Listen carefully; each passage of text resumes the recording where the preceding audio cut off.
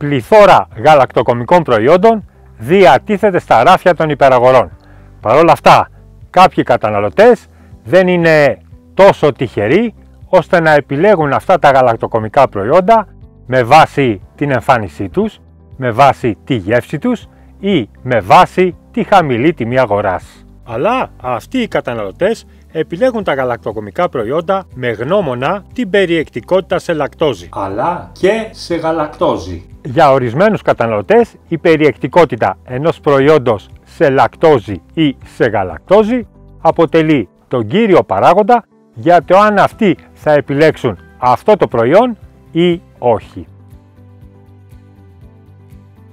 Για τη δυσανεξία στη λακτόζη έχουμε αναφερθεί με λεπτομέρειες σε προηγούμενη παρουσίαση. Ας θυμηθούμε εντάχει το τι ακριβώς συμβαίνει. Η λακτόζη είναι ο κύριος υδατάνθρακας ο οποίος βρίσκεται στο γάλα. Η λακτόζη είναι ένας διζαχαρίτης και αποτελείται από ένα μόριο γαλακτόζης και από ένα μόριο γλυκόζης. Τόσο η γλυκόζη όσο και η γαλακτόζη είναι μονοζαχαρίτες. Ο κάθε ανθρώπινος οργανισμός δεν μπορεί να χρησιμοποιήσει τη λακτόζη στην υπάρχουσα μορφή. Δηλαδή, ο ανθρώπινος οργανισμός δεν μπορεί να απορροφήσει απευθείας τον διζαχαρίτη λακτόζη. Ο ανθρώπινος οργανισμός λοιπόν θα πρέπει να διασπάσει τη λακτόζη σε γλυκόζη και σε γαλακτόζη. Αυτή η διάσπαση, αυτός ο μεταβολισμός της λακτόζης πραγματοποιείται με τη βοήθεια του ενζύμου της λακτάσης, δηλαδή του ενζύμου της β-γαλακτοσιδάσης. Όταν δεν διαθέτουμε το ένζυμο της β-γαλακτοσιδάσης, τότε η λακτόζη δεν απορροφάται και μεταφέρεται αυτούσια από το λεπτό έντερο στο παχύ έντερο. Και η διάσπασή της γίνεται από διάφορα βακτήρια του παχαίου εντέρου. Τα βακτήρια του παχαίου εντέρου έχουν τα κατάλληλα ένζυμα και ζυμώνουν και μεταβολίζουν τη λακτόζη για να ικανοποιήσουν τις ενεργειακές τους ανάγκες. Αυτές οι ζυμώσεις θεωρούνται ανεπιθύμητες, καθώς δημιουργούν την παραγωγή οξέων αλλά και αερίων όπως είναι το υδρογόνο, το διοξίδιο του άνθρακα και το μεθάνιο. Συνολικά λοιπόν, η έλλειψη αυτού του ενζύμου από τον οργανισμό μας θα οδηγήσει σε κακή απορρόφηση της λακτόζης αλλά και σε πεπτικές δυσλειτουργίες, οι οποίες είναι γνωστές με το όνομα δυσανεξία στη λακτόζη.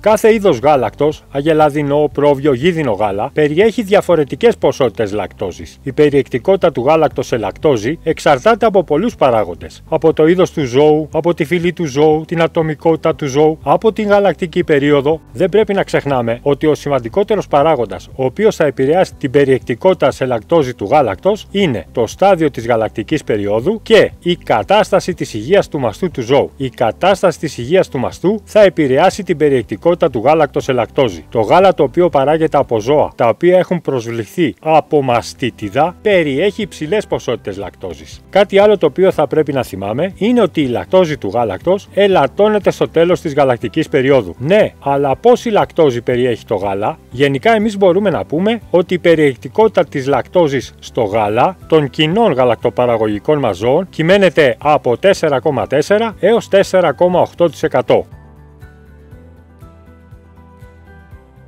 Εμείς ξέρουμε ότι το οποιασδήποτε μορφής πήξιμο του γάλακτος, είτε όταν εμείς φτιάχνουμε τυρί μέσω ενζυμικής διεργασίας, είτε όταν εμείς φτιάχνουμε γιαούρτι, όξινη πήξη του γάλακτος, οφείλεται στο τρισδιάστατο δίκτυο το οποίο σχηματίζουν οι καζεΐνες μαζί με τα λιποσφαίρια του γάλακτος. Όταν εμείς υποβάλλουμε το γάλα σε υψηλή θερμική επεξεργασία, τότε και κάποιες οροπρωτεΐνες αποτελούν τμήμα του τρισδιάστατου δικτύου. Η λακτόζη είναι μια υδατοδιαλυτή οργανική ένωση, χωρίς φορτίο, η οποία δεν σχηματίζει κάποιο είδους σύμπλοκα ή συσσωματώματα με κανένα συστατικό του γάλακτος. Συνεπώς, η λακτόζη είναι διαλελειμμένη στην υδατική φάση του γάλακτος. Και στην περίπτωση κατά την οποία το γάλα πίζει, η λακτόζη είναι διαλελειμμένη στην υδατική φάση, η οποία υδατική φάση τώρα καταλαμβάνει τους σπόρους του τρισδιάστατου δικτύου. Για να δούμε λοιπόν βήμα-βήμα το τι ακριβώς συμβαίνει. Το γάλα μόλις έπηξε. Τη στιγμή αυτή το πείγμα περιέχει τόση λακτόζη όση λακτόζη περιέχει και το αρχικό γάλα. Εγώ αρχίζω και διαιρώ το πείγμα. Διαιρώ το πείγμα σημαίνει ότι θράβω το τρισδιάστατο δίκτυο και επιταχύνω τη συναίρεση. Το εξαιρετικά μικρό μέγεθος της λακτόζης της επιτρέπει να δραπετεύσει εύκολα από τους διάβλους, οι οποίοι σχηματίζονται κατά τη θράψη του τρισδιάστατου δικτύου λόγω της συναίρεσης. Συνεπώς, η λακτόζη, ακολουθώντας τη μοίρα της υδατικής φάσης, θα απομακρύνεται συνεχώς από το διαιρεμένο πείγμα, καθώς αυτό υφίσταται συναίρεση. Όσο εντονότερος είναι ο τεμαχισμός του πείγματος, τόσο μεγαλύτερη θα είναι η συναίρεση. Τόσο μεγαλύτερη θα είναι η αποβολή ορού και τόσο μικρότερη θα είναι η περιεκτικότητα του πείγματος σε λακτόζη. Έστω ότι έχουμε ένα γάλα το οποίο περιέχει 4,5% λακτόζη και εμείς θέλουμε να φτιάξουμε τυρί. Το γάλα έπηξε. Τη στιγμή αυτή είμαστε έτοιμοι να κόψουμε το πείγμα. Τη στιγμή αυτή το πείγμα μας περιέχει 4,5% λακτόζη. Ξεκινάμε να κόβουμε το πείγμα. Η συναίρεση του τρισδιάστατου δικτύου του πείγματος οδηγεί σε αποβολή ορού. Εάν πάρουμε ένα μεγάλο τεμάχιο του τυροπείγματος, τότε ήδη από τα πρώτα δευτερόλεπτα η περιεκτικότητα σε λακτόζη αυτού του τεμαχίου θα είναι μικρότερη από την αρχική τιμή της λακτόζης του 4,5%. Αυτό το μεγάλο τεμάχιο θα συνεχίζει να αποβάλει ορό και η περιεκτικότητα σε λακτόζη θα μειώνεται συνεχώς. Στα μικρότερα τεμαχίδια, η αποβολή ορού ανά μονάδα μάζας θα είναι εντονότερη από την αποβολή του ορού στα μεγαλύτερα τεμαχίδια. Η ειδική επιφάνεια των διαιρεμένων τεμαχιδίων του τυροπείγματος σχετίζεται άμεσα με το μέγεθός τους. Όσο μικρότερο είναι το μέγεθος των τεμαχιδίων, τόσο μεγαλύτερη θα είναι η ειδική επιφάνειά τους. Όσο μεγαλύτερη είναι η ειδική επιφάνεια αυτών των τεμαχιδίων, τόσο μεγαλύτερη θα είναι η συναίρεση του τρισδιάστατου δικτύου. Δηλαδή, τα μικρότερων διαστάσεων τεμαχίδια περιέχουν και μικρότερες ποσότητες λακτόζης ανά μονάδα χρόνου και ανά μονάδα μάζας. Όταν η τεχνολογία παρασκευής περιλαμβάνει και αναθέρμανση, ψήσιμο του τυριού δηλαδή, τότε η συναίρεση επιταχύνεται λόγω του συνεχούς τεμαχισμού των τεμαχιδίων του τυροπείγματος, αλλά και λόγω αύξησης της θερμοκρασίας. Έτσι προωθείται η αποβολή του ορού και ακολούθως ελαττώνεται και η συνολική ποσότητα της λακτόζης στο τυρόπείγμα. Όσο εντονότερη και όσο μεγαλύτερης διάρκειας είναι η αναθέρμανση του τυροπείγματος, τόσο μεγαλύτερη θα είναι και η μείωση της λακτόζης στο τυρόπείγμα. Συνολικά λοιπόν, αυτό που ισχύει για όλη τη μάζα του τυροπείγματος είναι ότι όσο μικρότερες είναι οι διαστάσεις των τεμαχιδίων του τυροπείγματος, τόσο μικρότερη είναι και η περιεκτικότητα αυτού του τυροπείγματος σε λακτόζη. Ο τεχνίτης τυροκόμος σε αυτό το στάδιο θεωρεί ότι τα τεμαχίδια του τυροπείγματος έχουν τόσο το κατάλληλο μέγεθος, αλλά ο τεχνίτης τυροκόμος σε αυτό το στάδιο θεωρεί κυρίως ότι τα τεμαχίδια του τυροπείγματος έχουν τώρα την κατάλληλη ποσότητα υγρασίας ώστε να εξέλθουν από το καζάνι. Αυτή τη στιγμή η περιεκτικότητα σε λακτόζη των τεμαχιδίων του τυροπείγματος είναι η μικρότερη δυνατή από την έναρξη της παρασκευαστικής διεργασίας. Μετά το ψήσιμο, το τυρόπειγμα βρίσκεται συγκεντρωμένο σε ένα τυρόπανο. Εδώ τώρα αυτή η τυρομάζα έχει υποστεί στράγγιση και περιέχει σαφώς μικρότερη υγρασία σε σχέση με την τυρομάζα κατά το τέλος της αναθέρμανσης. Συνεπώς, η περιεκτικότητα σε λακτόζη σε αυτή την τυρομάζα είναι η μικρότερη από την έναρξη της παρασκευαστικής διεργασίας. Όταν η τεχνολογία παρασκευής εμπεριέχει την εφαρμογή υψηλών πιέσεων, τότε η αποβολή ορού ενισχύεται. Άρα θα μειώνεται περαιτέρω η περιεκτικότητα σε λακτόζη του τυροπείγματος. Όσο μεγαλύτερη είναι η εφαρμοζόμενη πίεση στην τυρομάζα, τόσο μικρότερη περιεκτικότητα σε λακτόζη αυτή η τυρομάζα θα περιέχει. Βέβαια, η περιεκτικότητα σε λακτόζη συνδέεται με την εκροή της υδατικής φάσης. Γι' αυτό λοιπόν, μετά από κάποιο όριο και μετά, η εφαρμογή των πιέσεων εξυπηρετεί μόνο τη συγκόλληση των τεμαχιδίων, καθώς η αποβολή του ορού έχει πλέον ολοκληρωθεί. Φτιάξαμε το τυρί μας και το διατηρούμε σε κάποιο χώρο. Η περιεκτικότητα σε λακτόζη θα παραμείνει σταθερή. Υπάρχει βέβαια απώλεια υγρασίας λόγω εξάτμισης, αλλά η λακτόζη δεν αποτελεί πτυτική ουσία και έτσι θα παραμείνει στην τυρομάζα.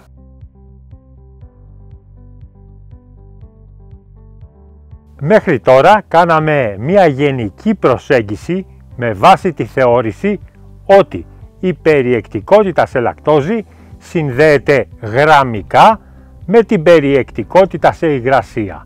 Δηλαδή, ένα τυρί φέτα το οποίο περιέχει 56% υγρασία θα έπρεπε να περιέχει περίπου 2,5% λακτόζη. Ένα σκληρό τυρί με 40% υγρασία θα έπρεπε να περιέχει περίπου 1,8% λακτόζη. Ένα τυρί ελβετικού τύπου με 40% υγρασία θα έπρεπε να περιέχει περίπου 1,8% λακτόζη. Ένα πολύ σκληρό τυρί με 32% υγρασία θα έπρεπε να περιέχει περίπου 1,4% λακτόζη. Ένα αλιφόμενο τυρί με 75% υγρασία θα έπρεπε να περιέχει περίπου 3,4% λακτόζη. Ένα γιαούρτι με 85% υγρασία θα έπρεπε να περιέχει περίπου 3,8% λακτόζη. Ένα ποτό κεφίρ του εμπορίου με 92% υγρασία θα έπρεπε να περιέχει περίπου 4,2% λακτόζη. Μία κρέμα γάλακτος με 55% υγρασία θα έπρεπε να περιέχει περίπου 2,5% λακτόζη. Ένα βούτυρο με 18% υγρασία θα έπρεπε να περιέχει περίπου 0,8% λακτόζη. Είναι όμως έτσι? Τα πράγματα είναι περίπου έτσι όταν έχουμε να κάνουμε με μη ζυμωμένα γαλακτοκομικά προϊόντα. Για παράδειγμα, όταν έχουμε ένα τυρί τύπου σαγανάκι, όπως είναι το τυρί χαλούμι, ή όταν έχουμε μια γλυκιά κρέμα, ή όταν η πήξη του γάλακτος, για παράδειγμα στο γιαούρτι ή σε ένα μαλακό τυρί, γίνεται με χημική όξυνση. Παραδείγματος χάρη με τη χρήση του γλυκονοδέλτα λακτονικού οξέως. Όμως, στην περίπτωση των ζυμωμένων γαλάτων, τα πράγματα είναι διαφορετικά. Οι μικροοργανισμοί της μαγιάς μου θα βρεθούν μέσα στο γάλα. Οι μικροοργανισμοί της μαγιάς μας λοιπόν, οι οποίοι μπορεί να προέρχονται είτε απευθείας από τις καλλιέργειες εκκίνησης με τη μορφή DVS, είτε μπορεί να προέρχονται μέσω της πρακτικής backsloping fermentation, είτε ακόμα μπορεί να προέρχονται από την αυτόχθονη μικροχλωρίδα του περιβάλλοντος χώρου. Οι μικροοργανισμοί της μαγιάς μας λοιπόν θα ζυμώσουν τη λακτόζη του γάλακτος και θα παράξουν κυρίως γαλακτικό οξύ. Αυτός ο τύπος της ζύμωσης, ο οποίος αποτελεί τον πλέον διαδεδομένο και ουσιαστικό τρόπο ζύμωσης του γάλακτος, επιτελείται από βακτήρια και ονομάζεται οξυγαλακτική ζύμωση. Αντιλαμβάνεστε ότι όσο περισσότερο προχωρά η οξυγαλακτική ζύμωση, τόσο περισσότερο θα ελαττώνεται η λακτόζη και τόσο περισσότερο θα αυξάνεται η περιεκτικότητα σε γαλακτικό οξύ. Και άρα τόσο περισσότερο θα αυξάνει η οξύτητα του γάλακτος, η οξύτητα του τυριού, η οξύτητα του γιαουρτιού, δηλαδή θα μειώνεται η τιμή του pH. Η τιμή του pH σε ένα γαλακτοκομικό προϊόν πολλές φορές αποτελεί απλά μία ένδειξη της ποσότητας της λακτόζης η οποία έχει ζυμωθεί. Για να το εξηγήσουμε αυτό. Η οξυγαλακτική ζύμωση μπορεί να διαιρεθεί σε ομοιοζυμωτική και σε ετεροζυμωτική. Στην ομοιοζυμωτική ζύμωση, το 90 με 99% της λακτόζης, ποιας λακτόζης? Όχι συνολικά της λακτόζης του γάλακτος, αλλά της λακτόζης η οποία θα ζυμωθεί. Αυτό λοιπόν το 90 με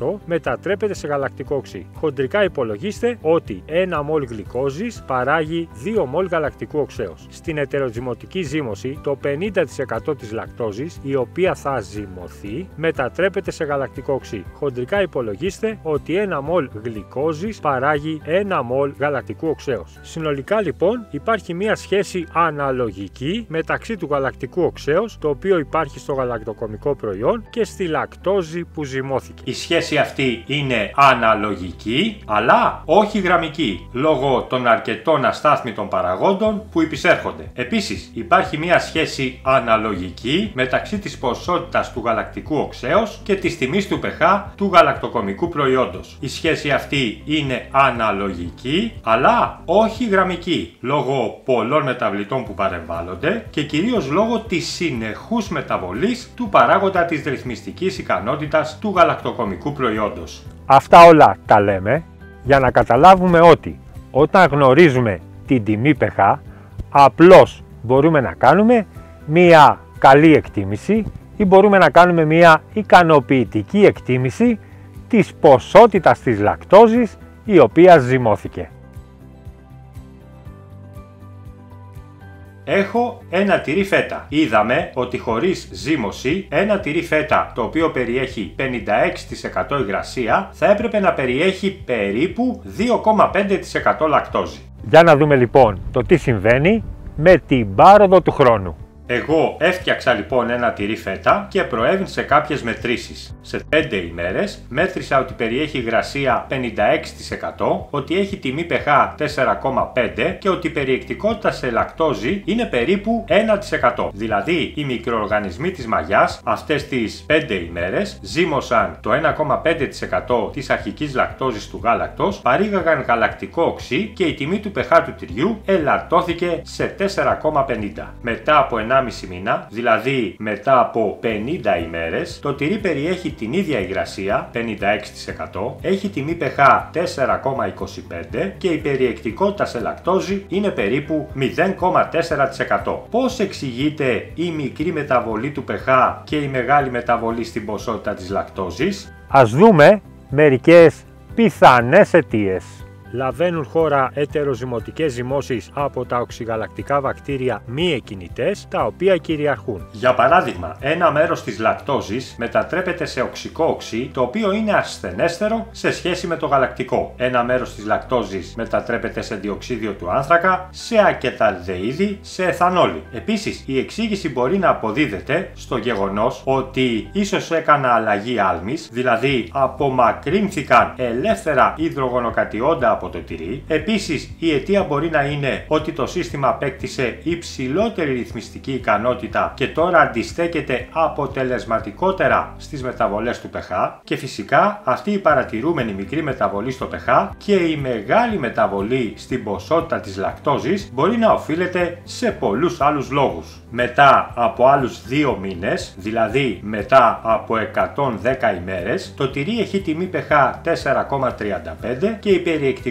σε λακτόζη είναι περίπου 0,2%. Πώς εξηγείται η αντίστροφη μεταβολή στο pH και η μικρή μεταβολή φαινομενικά αναντίστοιχη στην ποσότητα της λακτόζης? Η πρωτεόλυση έχει προχωρήσει, παράγεται αμμονία και άλλες αζωτούχες ασθενείς βάσεις, με αποτέλεσμα, παρόλο που παράγεται γαλακτικό οξύ ή οξικό οξύ λόγω του μεταβολισμού της λακτόζης, η οξύτητα συνολικά να ελαττώνεται και να αυξάνει η τιμή pH λόγω αυτών των αντιδράσεων εξουδετέρωσης. Η μικρή μεταβολή στην ποσότητα της λακτόζης οφείλεται στο ότι η διαθέσιμη ποσότητα της λακτόζης είναι ήδη μικρή και συνολικά επικρατούν μη ευνοϊκές συνθήκες για την ανάπτυξη των μικροοργανισμών μη εκκινητών, οι οποίοι κυριαρχούν στη μικροχλωρίδα του τυριού και της άλμης. Η περίπτωση του τυριού φέτα ή γενικότερα των τυριών άλμης μπορεί να εξηγηθεί με έναν σχετικά απλό τρόπο. Τα πράγματα είναι περισσότερο περίπλοκα όταν έχουμε ένα τυρί καμεμπέ μπρι. Η έντονη πρωτεόλυση αποτελεί μια βιοχημική διεργασία η οποία χαρακτηρίζει αυτό το τυρί. Τι εννοούμε? Αρχικά το pH ελαττώνεται σε μια τιμή περίπου 5 και λόγω πρωτεόλυσης η τιμή pH μπορεί να υπερβεί την τιμή 7. Το σημαντικότερο, η τιμή pH στο κέντρο του τυριού διαφέρει σημαντικά από την τιμή pH στην επιφάνεια. Συνεπώς, είναι περισσότερο δύσκολο να αποφανθούμε για το ποια είναι η περιεκτικότητα σε λακτόζη ενός τέτοιου τυριού όταν έχουμε ως δεδομένο μόνον μία τιμή pH. Ας δούμε το τυρί Εμενταλέρ. Πρόκειται για ένα σκληρό τυρί. Βλέπουμε ότι το συγκεκριμένο τυρί Εμενταλέρ έχει τιμή pH 5,71. Αυτό σημαίνει ότι το τυρί Εμενταλέρ έχει αυτή τη στιγμή την ίδια περιεκτικότητα σε λακτόζη με ένα τυρί κεφαλοτήρι το οποίο έχει την ίδια περιεκτικότητα σε υγρασία και την ίδια τιμή pH. Ένα τυρί Εμενταλέρ αποτελεί ένα τυρί ελβετικού τύπου, στο οποίο πέρα από την οξυγαλακτική ζύμωση λαβαίνει χώρα σε μεγάλη έκταση και η προπιονική ζύμωση. Η προπιονική ζύμωση επιτελείται από τα προπιονικά βακτήρια, τα οποία είναι μη οξυγαλακτικά βακτήρια. Τα προπιονικά βακτήρια μεταβολίζουν το γαλακτικό οξύ και παράγουν νέα προϊόντα μεταβολισμού. Συνεπώς, η λακτόζη του τυριού συνεχίζει και ζυμώνεται, συνεχίζει και παράγεται γαλακτικό οξύ, αλλά ένα σημαντικό τμήμα αυτού του οξέως μεταβολίζεται από τα προπιονικά βακτήρια και έτσι η τιμή pH του τυριού δεν ελαττώνεται. Η περιεκτικότητα σε λακτόζη ενός τέτοιου τυριού ελβετικού τύπου είναι πολύ μικρή.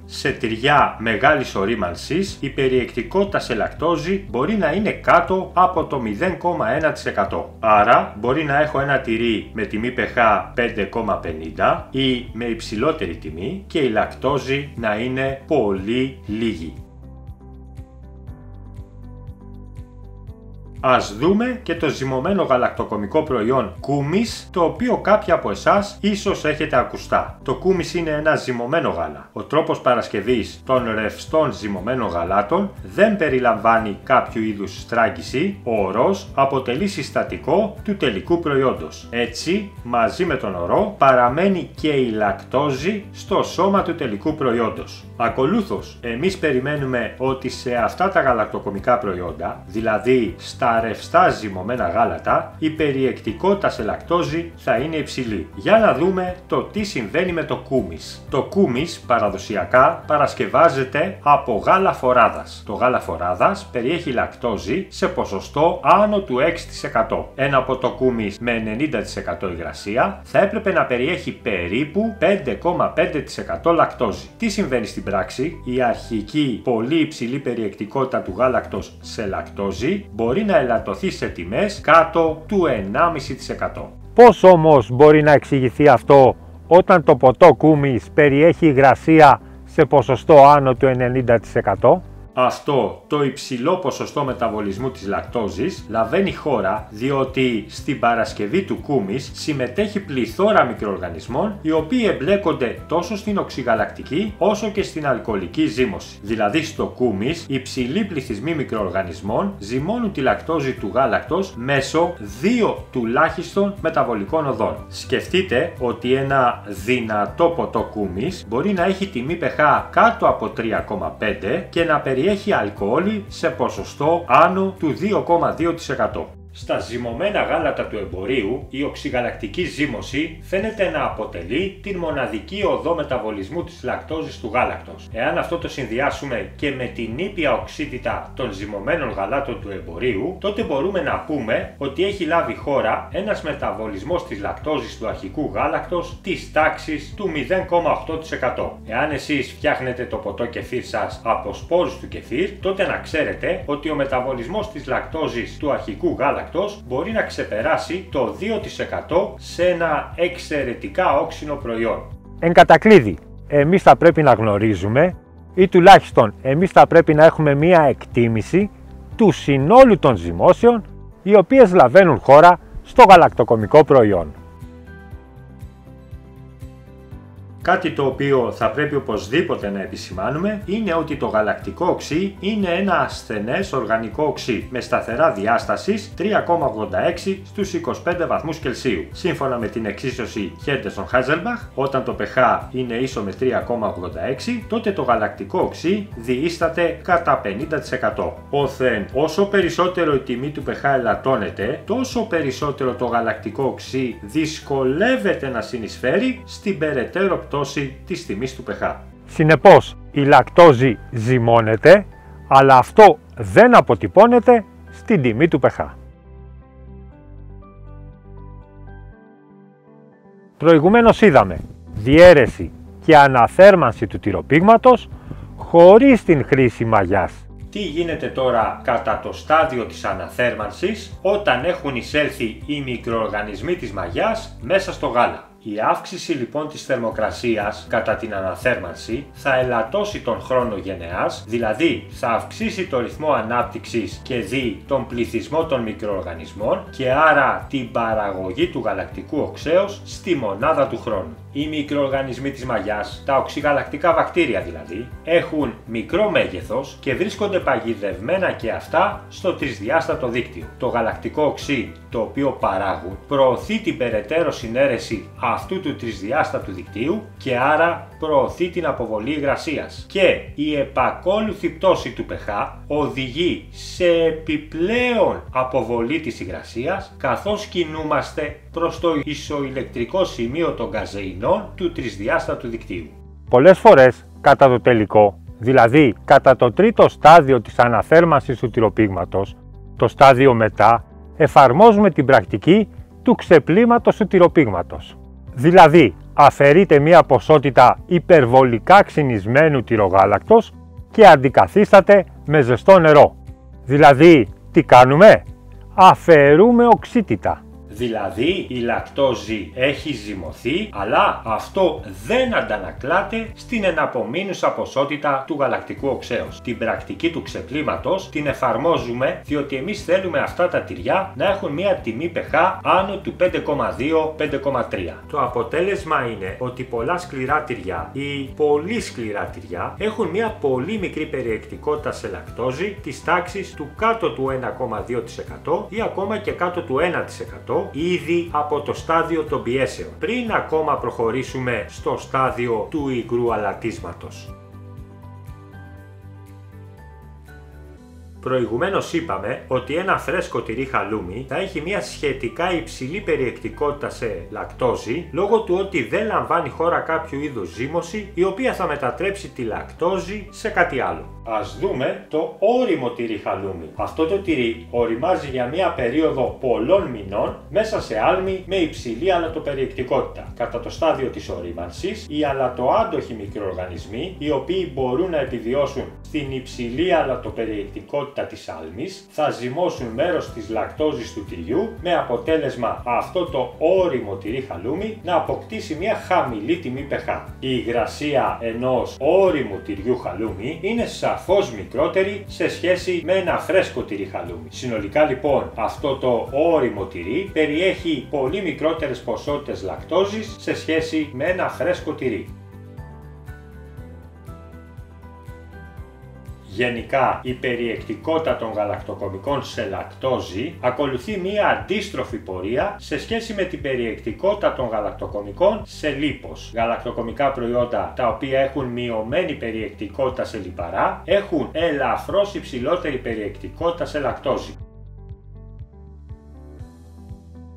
Έλατε να δούμε το τι γίνεται με τα τυριά τυρογάλακτος. Καταρχήν είδαμε ότι η λακτόζη θα μεταφερθεί στο τυρόγαλα. Το πώς η λακτόζη περιέχει το τυρόγαλα θα εξαρτηθεί κυρίως από το πόσο όξινο ή πόσο γλυκό είναι. Ένα ισχυρά όξινο τυρόγαλα έχει μικρότερη περιεκτικότητα σε λακτόζη από ένα πολύ γλυκό τυρόγαλα. Τώρα, όλοι ξέρουμε ότι για την παρασκευή των τυριών τυρογάλακτος υποβάλλουμε το τυρόγαλα σε υψηλή θερμική επεξεργασία. Αυτή η υψηλή θερμική επεξεργασία προκαλεί την αλλοδόμηση και την επακόλουθη συσσωμάτωση των οροπρωτεϊνών. Άρα, οι όποιοι μικροοργανισμοί της μαγιάς, οι οποίοι μεταφέρθηκαν στο τυρόγαλα, τώρα είναι νεκροί λόγω αυτής της υψηλής θερμικής επεξεργασίας. Συνεπώς, στα τυριά τυρογάλακτος δεν έχουμε μικροοργανισμούς οι οποίοι θα ζυμώσουν τη λακτόζη την περίοδο της ωρίμανσης, εκτός αν πρόκειται για το τυρί ξινομυζήθρα Κρήτης ή άλλα παρόμοια. Οπότε μπορούμε να πούμε ότι σε ένα τυρί μυζήθρα παρασκευασμένο από ένα πολύ γλυκό τυρόγαλα, η περιεκτικότητα σε λακτόζη είναι υψηλή, υψηλότερη από ένα τυρί μυζήθρα παρασκευασμένο από ένα πολύ ξινό τυρόγαλα. Και σε συμφωνία με όσα έχουμε αναφέρει μέχρι τώρα, μπορούμε να πούμε ότι σε ένα φρέσκο τυρί μυζήθρα η περιεκτικότητα σε λακτόζη είναι σαφώς υψηλότερη από ένα ξηρό τυρί μυζήθρα. Συνεπώς, και εδώ οι δύο παράγοντες που θα παίξουν ρόλο στην περιεκτικότητα του γαλακτοκομικού προϊόντος σε λακτόζη είναι περιεκτικότητα σε υγρασία και οξύτητα. Ενδιαφέρον εδώ παρουσιάζει η περίπτωση των τυριών των brown cheeses, τα οποία παρασκευάζονται με τη συμπίκνωση των συστατικών του τυρογάλακτος. Αυτά τα τυριά παρασκευάζονται στην Νορβηγία και στη Σουηδία και περιέχουν λακτόζη σε ένα ποσοστό άνω του 35%. Αυτά τα τυριά χαρακτηρίζονται από έναν μεγάλο χρόνο διατήρησης, παρόλο που έχουν τόσο υψηλή περιεκτικότητα σε λακτόζη. Σε αυτά τα τυριά δεν λαμβάνει χώρα κάποιο είδους ζύμωση. Αυτό συμβαίνει γιατί γενικά δεν ευνοείται η ανάπτυξη μικροοργανισμών λόγω της υψηλής περιεκτικότητας σε στερεά συστατικά, έχουν χαμηλή ενεργότητα ύδατος.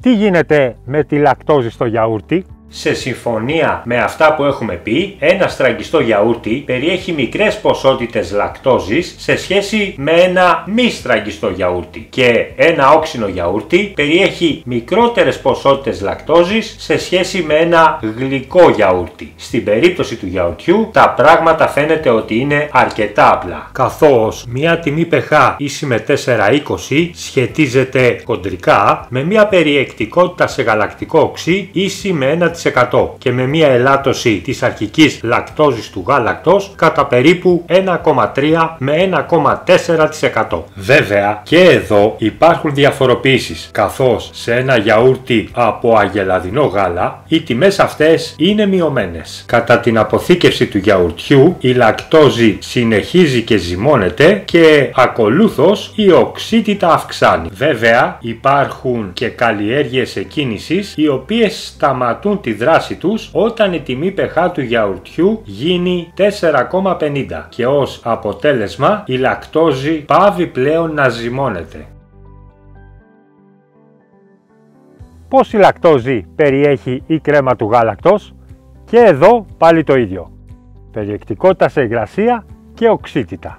Μια γλυκιά κρέμα με λιποπεριεκτικότητα 40% περιέχει λιγότερη λακτόζη σε σχέση με μια γλυκιά κρέμα με λιποπεριεκτικότητα 12%. Και φυσικά μια ξινή, μια ώριμη κρέμα περιέχει λιγότερη λακτόζη σε σχέση με μια γλυκιά κρέμα της ίδιας λιποπεριεκτικότητας. Πόση λακτόζη περιέχει το βούτυρο? Ένα βούτυρο του εμπορίου περιέχει περίπου 16 με 18% υγρασία. Δηλαδή εμείς θα περιμέναμε ένα τέτοιο γλυκό βούτυρο να περιέχει περίπου 0,7% λακτόζη. Βούτυρο το οποίο φτιάχνεται από μια ώριμη κρέμα θα περιμέναμε να περιέχει 0,5-0,55% λακτόζη. Βέβαια η περιεκτικότητα ενός βούτυρου σε λακτόζη είναι πολύ μικρότερη, κάτω του 0,1% και αυτό οφείλεται στη διεργασία του πλυσίματος της βουτυρομάζας, όπου εκεί απομακρύνεται η μεγαλύτερη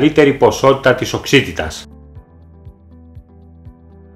Το αλάτι αποτελεί ένα συστατικό το οποίο επιβραδύνει, το οποίο σταματά την δράση των μικροοργανισμών της μαγιάς. Εμείς, για κάποιο λόγο, ενδεχομένως για να προλάβουμε κάποιο ελάττωμα, προσθέσαμε στο τυρί μας γενναίες ποσότητες άλατος για να σταματήσουμε τη δράση των μικροοργανισμών της μαγιάς. Ας πούμε ότι ως μαγιά χρησιμοποιήσαμε καλλιέργειες εκκίνησης με τη μορφή DVS και αυτό πράγματι το καταφέραμε. Ας δούμε σε ποια κατάσταση βρισκόμαστε τώρα. Τώρα το τυρί μας θα έχει υψηλές ποσότητες λακτόζης, δεν θα έχει αυξημένη οξύτητα και επίσης θα έχει και αρκετό αλάτι. Τι θα πρέπει να θυμάμαι? Ότι κατά την ορίμανση, κατά την αποθήκευση, αυτές οι συνθήκες θα ευνοήσουν την ανάπτυξη των αλατοάντοχων μη εκκινητών μικροοργανισμών.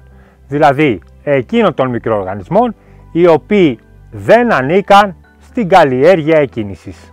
Αυτοί οι μικροοργανισμοί προοδευτικά θα κυριαρχήσουν και κατά κανόνα θα προκαλέσουν ανεπιθύμητες ζυμώσεις. Δηλαδή, μια αυξημένη ποσότητα υπολοιπόμενης λακτόζης θα αποτελέσει μια πιθανή αιτία εμφάνισης ελαττωμάτων.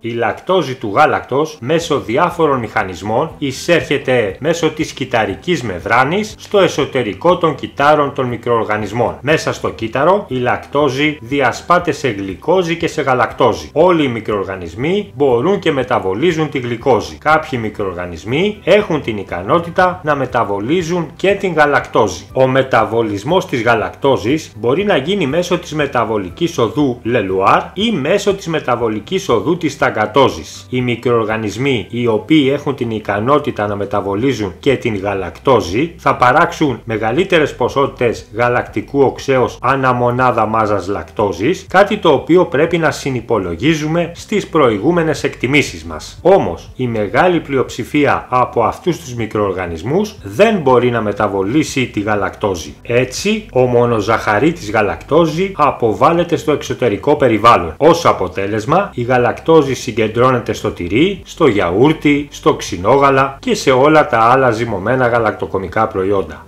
Για να δούμε για ποιο λόγο μας ενδιαφέρει αυτό.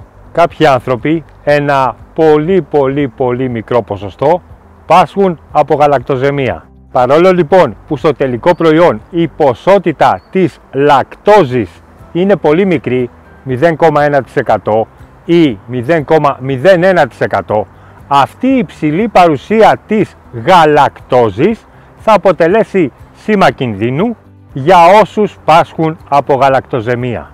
Πού αλλού παρουσιάζει ενδιαφέρον η περιεκτικότητα σε γαλακτόζη? Πίτσα και τυρί μοτσαρέλα. Η παρασκευή του τυριού μοτσαρέλα μπορεί να γίνει με το συνδυασμό των οξυγαλακτικών βακτηρίων του είδους Streptococcus thermophilus, του είδους Lactobacillus helveticus και του είδους Lactobacillus bulgaricus. Αυτά τα είδη μπορεί να συμμετέχουν στην παρασκευαστική διεργασία με στελέχη τα οποία έχουν την ικανότητα να ζυμώνουν τη γαλακτόζη ή με στελέχη τα οποία δεν έχουν την ικανότητα να ζυμώνουν τη γαλακτόζη. Συνεπώς, εμπολής, το είδος των χρησιμοποιούμενων στελεχών θα καθορίσει και την περιεκτικότητα του τυριού σε γαλακτόζη. Όταν εμείς ξεκινήσουμε να υποβάλουμε το τυρί σε υψηλή θερμική επεξεργασία, τότε η γαλακτόζη θα αποτελέσει αιτία αμαύρωσης του τυριού λόγω των αντιδράσεων με Yard. Συνεπώς, η περιεκτικότητα του τυριού σε γαλακτόζη θα επηρεάσει την απόκτηση αυτού του χαρακτηριστικού χρυσοκίτρινου χρώματος του τυριού κατά την θέρμανση. Να θυμόμαστε ότι αυτό το χρυσοκίτρινο χρώμα έλκει τους καταναλωτές και άρα θα επηρεάσει και τη ζήτηση του τυριού. Τι άλλο θα πρέπει να γνωρίζω για τη γαλακτόζη? Τυρί φέτα το οποίο οριμάζει μέσα σε άλμη. Πώς εξηγούνται τα φουσκώματα των δοχείων και οι ανεπιθύμητες οσμές και γεύσεις κατά την ορίμανση του τυριού? Αρχικά η λακτόζη εισήλθε στο εσωτερικό των κυτάρων των οξυγαλακτικών βακτηρίων της γαλακτοκομικής καλλιέργειας εκκίνησης και διασπάστηκε σε γλυκόζη και σε γαλακτόζη. Οι μικροοργανισμοί της καλλιέργειας εκκίνησης ζύμωσαν τη γλυκόζη ενώ απέβαλαν τη γαλακτόζη στον εξωκυτάριο χώρο. Συνεπώς, το τυρί κατά την έναρξη της ορίμανσης θα έχει μια πολύ μικρή περιεκτικότητα σε λακτόζη, αλλά θα έχει μια υψηλή περιεκτικότητα σε γαλακτόζη. Προοδευτικά, κατά την ορίμανση του τυριού θα αρχίσουν να επικρατούν οι μικροοργανισμοί μη εκκινητές, δηλαδή οι μικροοργανισμοί οι οποίοι δεν υπήρχαν στην αρχική καλλιέργεια εκκίνησης. Αυτοί οι μικροοργανισμοί οι οποίοι έχουν την ικανότητα να ζυμώνουν τη γαλακτόζη θα βρουν ένα σχετικά πρόσφορο έδαφος για την ανάπτυξή τους. Όμως αυτοί οι μικροοργανισμοί μπορεί να προκαλέσουν ανεπιθύμητες ζυμώσεις με αποτέλεσμα να δημιουργηθούν ζητήματα ποιότητας στο τυρί μας. Εάν δεν υπήρχε η γαλακτόζη ή εάν υπήρχε αλλά σε πολύ μικρότερες ποσότητες, τότε η ανάπτυξη αυτών των ανεπιθύμητων μικροοργανισμών θα ήταν εξαιρετικά περιορισμένη. Ποιο είναι το συμπέρασμα? Ότι οι παρασκευαστές των γαλακτοκομικών προϊόντων θα πρέπει να γνωρίζουν τα χαρακτηριστικά της εκάστοτε καλλιέργειας και να επιλέγουν τις κατάλληλες γαλακτοκομικές καλλιέργειες εκκίνησης. Το γάλα χωρίς λακτόζη δημιουργείται με την προσθήκη του ενζύμου της λακτάσης στο γάλα. Η λακτάση θα διασπάσει τη λακτόζη σε γλυκόζη και σε γαλακτόζη. Όσοι καταναλώνετε γάλα χωρίς λακτόζη θα έχετε παρατηρήσει ότι αυτό το γάλα δημιουργεί μια περισσότερο γλυκιά αίσθηση σε σχέση με το κανονικό γάλα. Αυτό οφείλεται στο ότι η γλυκόζη έχει υψηλότερη γλυκαντική ισχύ σε σχέση με τη λακτόζη. Με γάλα χωρίς λακτόζη εγώ μπορώ να φτιάξω διάφορα είδη τυριών ή ζυμωμένων γαλάτων τα οποία δεν θα περιέχουν λακτόζη. Όμως μπορεί να περιέχουν γαλακτόζη. Επιπλέον, το γάλα χωρίς λακτόζη δημιουργεί ευνοϊκές συνθήκες σε όσους από εμάς θέλουμε να πειραματιζόμαστε. Καθώς για παράδειγμα, διάφοροι ζυμομύκητες του κρασιού και της μπύρας δεν μπορούν να ζυμώσουν τη λακτόζη. Μπορούν όμως να ζυμώσουν την γλυκόζη. Φίλες και φίλοι, εδώ και αρκετό καιρό έχω ξεκινήσει τη συγγραφή του βιβλίου μου για το γιαούρτι. Πιστεύω ότι θα ολοκληρωθεί μέσα στο 2025. Θα πρόκειται για ένα ξεχωριστό έργο αρκετών εκατοντάδων σελίδων και πέρα από τις συνηθισμένες τετριμμένες φόρμες θα περιέχει μοναδικά σχεδιαγράμματα, λεπτομέρειες, αναλύσεις, φωτογραφίες και εικόνες τις οποίες δεν θα μπορείτε να βρείτε πουθενά αλλού. Θα απευθύνετε δε στον απλό οικιακό παρασκευαστή, αλλά και σε αυτόν που θέλει να κάνει διδακτορική διατριβή. Υπάρχουν απλά πράγματα τα οποία μπορεί να αλλάξουν τη ζωή μας. Μέχρι την επόμενη φορά, γεια χαρά!